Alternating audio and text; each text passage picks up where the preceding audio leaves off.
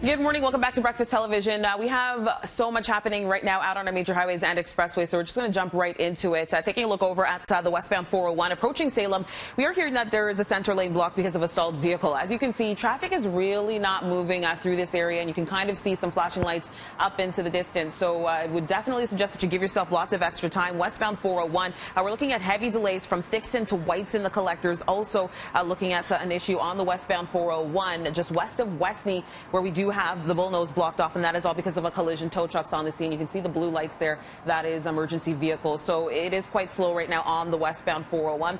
Outside of that, we are looking at a problem over on the eastbound QEW. Eastbound QEW, east of Southdown, we have a right lane blocked by a stalled vehicle, and we're looking at delays from about Winston Churchill. A bunch of problems outside of our view as well on our major routes, including an issue on the westbound 407 approaching Warden, where we have the left 3 lanes blocked because of a collision. It's jammed up from approaching Kennedy. Involved in a collision, no matter what happens, CSN Collision Center's expert staff will get you back on the road safely. At CSN, they'll straighten it out. That is a look at your drive. Now sending things over to Frankie for a look at the forecast. Yeah, we're going to look at a picture right now from Millbrook, Ontario. This is from Constance Papas on Twitter, and you can see there's an accumulation of snowfall there. If you're wondering, where is Millbrook? Millbrook is just to the northeast of Bowmanville. And you can see, indeed, it is wintry. It's still fall. Officially, still fall. Even though we're in November, I want to make you feel better that last year we had an accumulation of snowfall on October the 27th. So we're a little later. Temperatures right now sitting at around the freezing mark into Windsor. -10, that's cold in Sudbury. -1 over towards Ottawa. Millbrook this morning, you're sitting at around -2.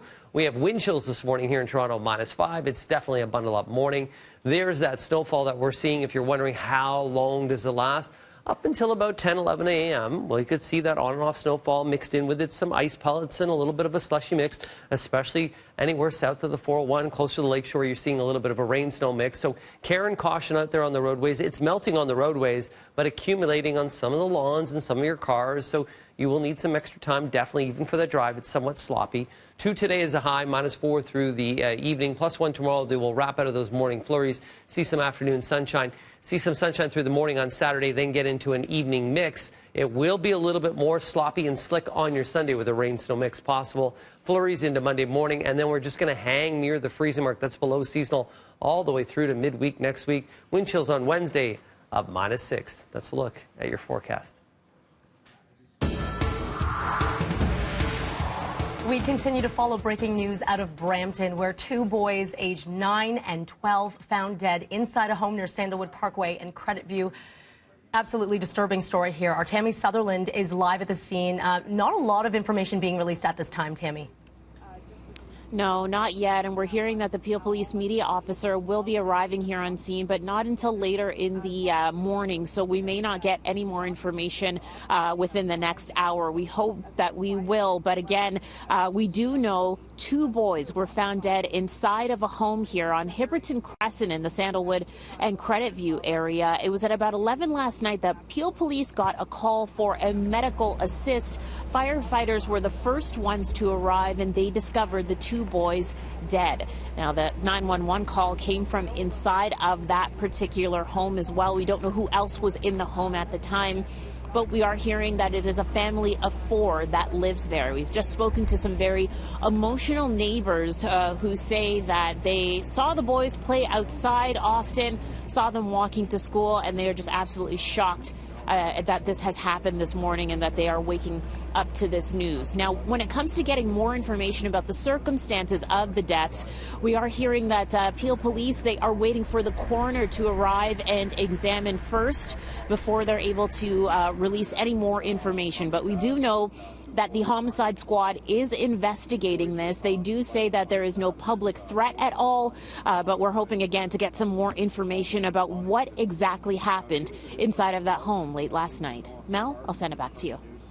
Okay, Tammy, thank you for that. We'll check in with you shortly. And across all parts of Toronto overnight, a disturbing spate of shootings happening, including one turning deadly in North York. 680's Kevin Meisner is at the scene at one of these. Toronto police responded to several 911 calls around 1:20 this morning about gunfire here at the Red Room restaurant.